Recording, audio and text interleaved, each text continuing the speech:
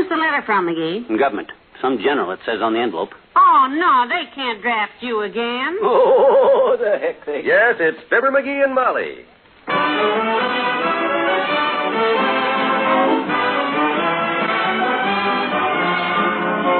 Every night, Monday through Friday, NBC brings you the Fibber McGee and Molly program, transcribed, written by Phil Leslie and directed by Max Hutto.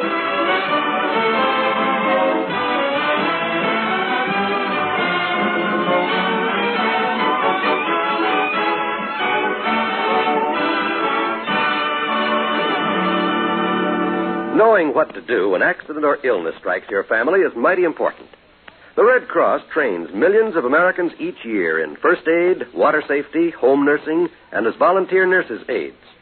This training enables you to help the victim of an accident or to care for a member of your family who is ill. Volunteer nurses' aides assist professional nurses in hospitals and clinics, in blood centers, and with mobile blood collection units.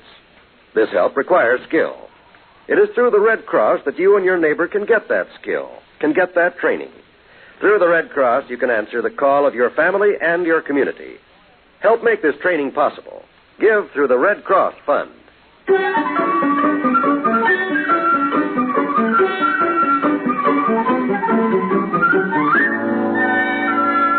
Well, go ahead, McGee. Open the letter. Which general is it from? The Postmaster General, kiddo. And if he's beefing about my box rent being overdue again, he can just go... Oh, listen to this, Molly. It says, Dear Taxpayer. They can say that again. Yeah. It says your new administration is conducting a survey of the Postal Department to learn whether you, the taxpayer, are getting the proper service. That's what I like about new administrations. They're always so friendly, aren't they? Yep. Says we are asking you, the taxpayer, whether you consider the postal service in your area satisfactory or not.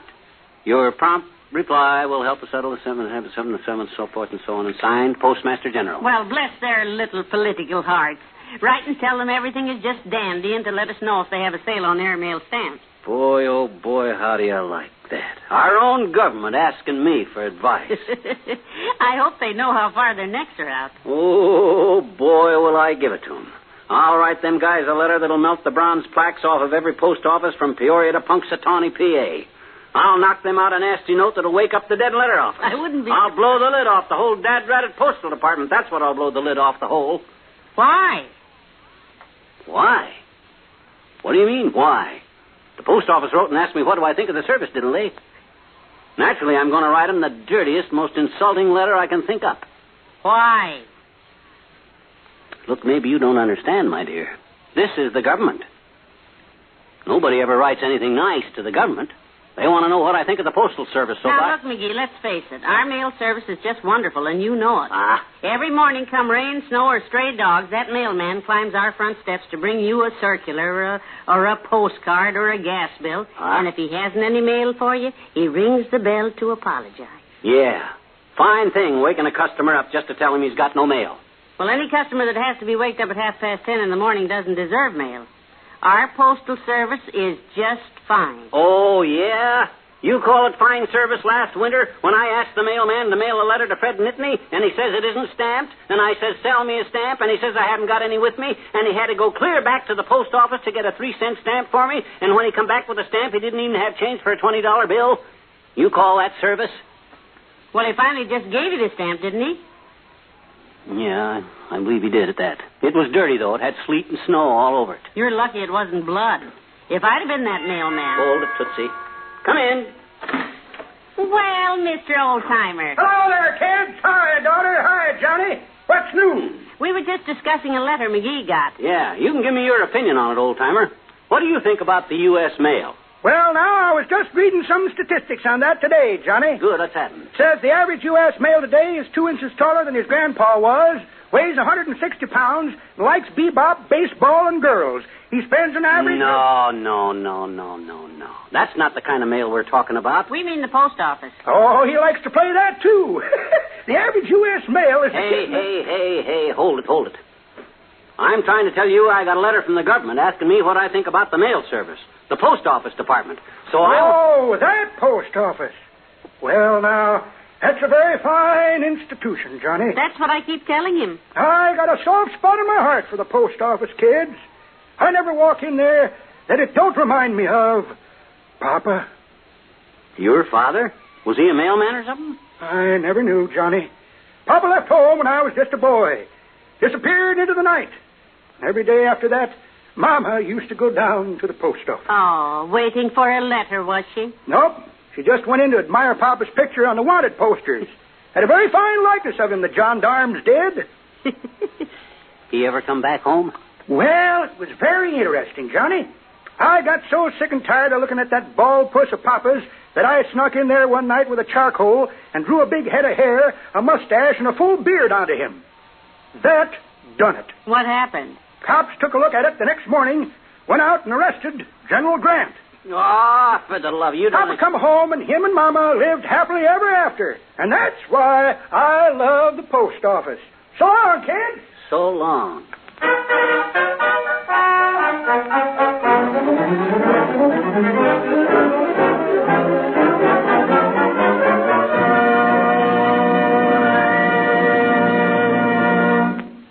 At least once a day, you probably hear the old saying, it takes all kinds of people to make a world. That could very easily be changed to, it takes all kinds of people to make a community. In your community, there are people of different races, creeds, and nationalities. Each of them has something to give to the community, his strength, skill, or knowledge to make it a better place. When you let racial or religious prejudice influence your community life, it's yourself that you're cheating. It's your country's good name that you're tampering with. Let's read the old saying this way. It takes all kinds of people to make a community or a nation strong.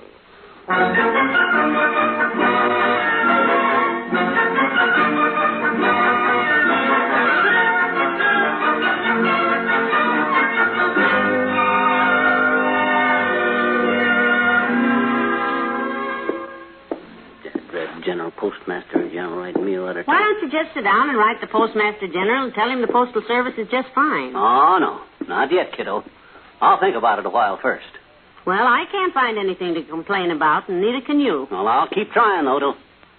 Hey, what about that big hassle we had with them guys 3 years ago over the Christmas cards? Yeah, the Christmas cards. What about that, the Christmas cards? You mean the time we got them all out early in December? Yeah, New Year's Day rolled around and not one of our cards had been delivered, and I went down to that post office and... Oh. You found them in my overcoat, didn't you? I did that. Well, I'll think of something. All right, sweetheart, but don't write any poison pen notes till I get back. I've got to run upstairs and sort the laundry before the laundryman gets here. Okay, Tootsie. Ah, there goes a good kid. And generous to a fault. Here's the government just begging me to criticize them, and she wants me to pass up the chance to blast the daylights out of them, but by George, I'll stick... Come in. Hi, mister. Oh, hello there, Teeny. Oh, I'm glad to see you. What you doing, mister? What you doing? What you anything? Oh, as a matter of fact, sis, I'm conducting an impartial survey among my neighbors as to the merits and the demerits of the United States Postal Service as represented locally. Answer yes or no. Well, I got a letter here from the Postmaster General, Teeny. They want to know if our mail delivery is okay. What do you think? Well, I think our mailman is just wonderful, mister. He's so nice. Yeah? Yeah.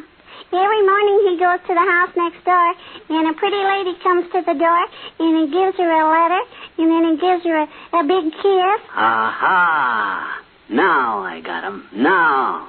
You mean to tell me the mailman kisses all the women down the block? Oh, no. Just the lady next door to us, the one he's married to. Oh, that one. Well, even so, that's not very official behavior. Yesterday, our mailman went to Willie Toops' house, and he rang the doorbell, and Willie came to the door, and Willie's dog ran out and bit him right on the veranda. Yeah? Did the mailman get sore? Oh, no, he just laughed like everything. The dog bit him and he laughed? No, the dog bit Willie. Oh, Willie. That silly dog. He always bites Willie. Yeah? He thinks Willie's a pork chop, I betcha. Yeah, well, there is a certain resemblance. But to get back to the mailman... His name is Mr. Gilman. Oh. Yeah, Gilman. Mm-hmm. And me and Willie always wait for him when he comes home from work because he plays Indian with us. Oh, plays Indian, huh? Yeah. Oh, that's nice. Willie's the big chief and I'm the papoose, and Mr. Gilman is the squaw. Oh. And he lets me ride in his mail pouch all around the block, and boy, does it ever get stuffy in there. Yeah, man. Well, I can see I'm not getting anywhere with you, sis. I just hate to pass up a chance to blow the lid off of this. Oh, there he goes now on the way home. Who? Hey, Mr. Gilman. Oh. It's me, Teeny. Can I ride home with your meal time? Oh, boy. Doggone it, this is very discouraging. Here I get the chance of a lifetime to tell these guys... Who is here, McGee? Oh, that kid down the street. I still think she's a midget. Doggone it, this is disgusting, Molly. 20 years I've been writing nasty letters to the government. Oh, at least 20 years. So now, for the first time in my life, the government asked me to criticize them. They begged me to criticize them, and I ain't been able to dig up a thing. But by George, I'll think of something to beef about if it takes me the rest Howdy, McGee. You home? Oh, yes. Come on in, Dr. Gamble. Well, afternoon, my dear. Hello, Grouch Puss. Hi, Blob. You going to bowl with us tonight? Yeah. See, who's ahead of the bowling, Doctor? You or McGee? I am, of course. When it comes to any sort of physical contest with little mouse muscle, my dear, I am way out in front. You're way out in the back, too, Lord Bucket. And way out on both sides. And, hey, what do you find wrong with the Postal Service, Doc? Huh? Postal Service? Yeah, Postal Service. Give me the dirt. Do they lose your mail? Do they ever bring you packages of medicine busted all up? Does the mailman track mud in your office and flirt with your nurse? Have you seen my nurse? A good point.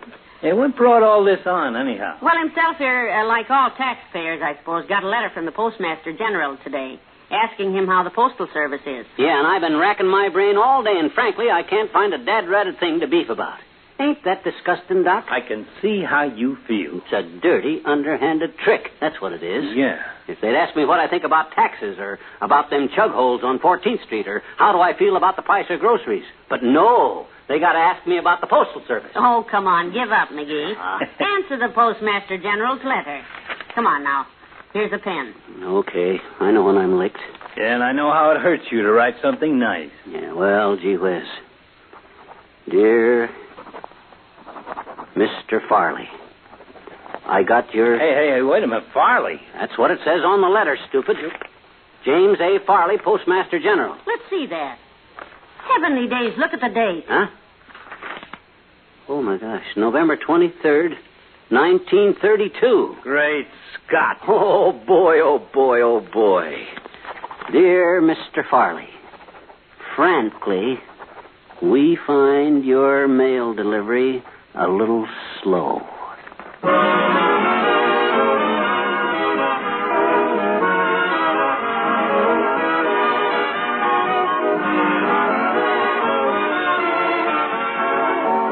Fibber and Molly will be back in a moment. The old expression, "it's a small world," has new meaning today. The world has grown even smaller. With modern long-range aviation, enemy planes could reach the United States in a matter of hours. Of course, our nation has taken steps to protect us. There's an extensive radar network to detect the approach of planes. But radar can't do the entire job. That's up to us as individual citizens. Right now, the Air Defense Command needs 300,000 more volunteers for its Ground Observer Corps. Write or phone your nearest Civil Defense Center. Or write Ground Observer Corps, Air Force, Washington 25, D.C.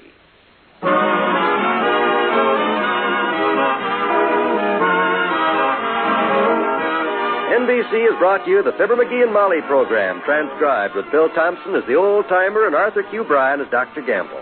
The part of Teeny was played by Teeny. And here are Fibber and Molly to say... See you tomorrow night. Good night. Good night, all.